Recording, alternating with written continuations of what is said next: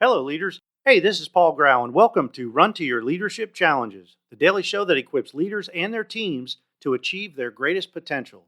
This show is sponsored by the CLC team, and they provide team communication training and coaching, and they're now offering business coaching.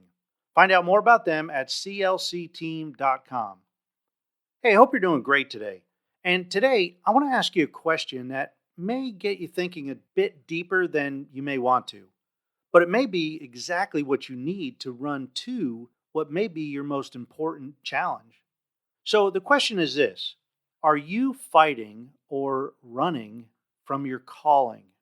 And when I say calling, I mean something that comes so naturally to you, something that really makes you happy and fulfilled and satisfied, something that just gets the energy within you flowing. You know what I mean? If you aren't chasing that calling, or if you aren't performing that calling, if not, think about things that people have said to you like, wow, you make that look so easy. Or you are so good at that. Or you make this so easy to understand. Or how about this? Something you have a strong impulse to do or fix. Something that is convicting you or that you keep asking or telling yourself that you should do. I think you get the point by now. The thing is, many people never act on their calling.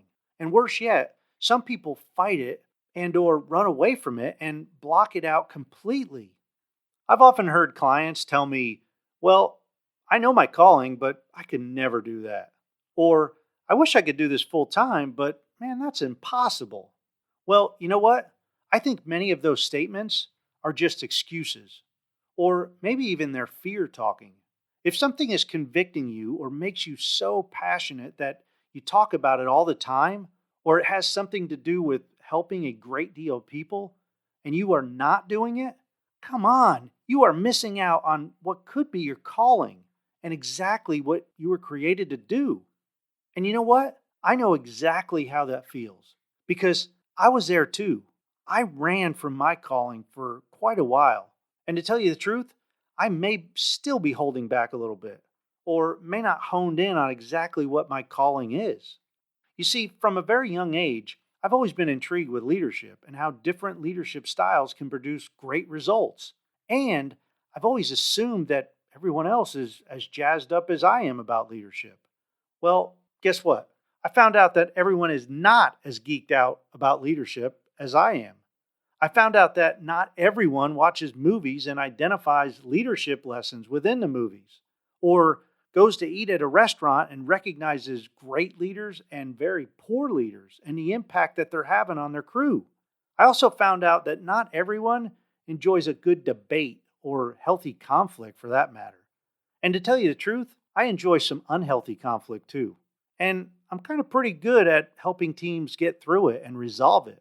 So, all of this to say that I am continuously discovering more and more of my calling, and yet I'm not 100% sure that I have it all figured out.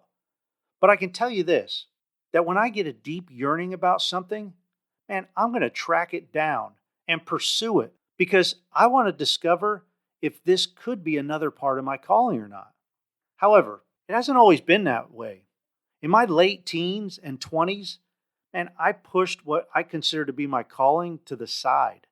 I also pushed it to the side for a large portion of my Air Force career, and yet it never left me alone. It kept calling me. I would always, and still do, look at leadership and how it is working or not working, and try to figure out ways to help him and fix it. You know, if I was to write down a sentence that described my calling, it would kind of be an expansion of what I say at the beginning of every episode. It would go something like this: my calling is to equip people, specifically team leaders and entrepreneurs, with the tools for them to reach their full potential so that they can be successful in every area of life. Now, I read that and man, I get jazzed up. And I know that's not everybody's calling, but I truly believe it's mine.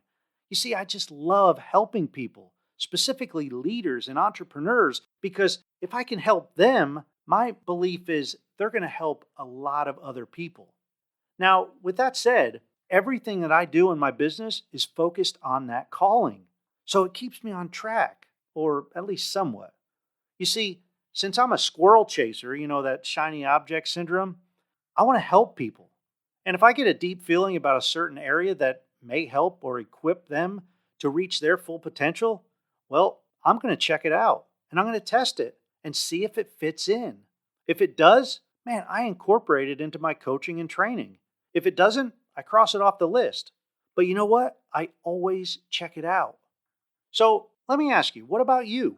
Are you running towards your calling or away from it? Is there something yearning deep inside you that you want to achieve or see or do, but you keep telling yourself, man, there's just no way. I can't do that or I can't be that. Why are you doing that?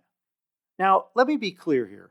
I am not saying that you should quit your job and pursue something else like immediately. However, I will say that you can begin to look around where you are at the moment, either at work or at home or in your community, and try to start doing what you have been called or yearning to do. Do it as a hobby or as a volunteer. Get a mentor that may be doing that particular calling now and talk to them about it. But stop fighting it. Stop lying to yourself or stop allowing your fear to control you. Stop running from it. Because if it's convicting you that deeply, it just may be your calling. Hey, I hope you have a great rest of the day. And thank you for listening.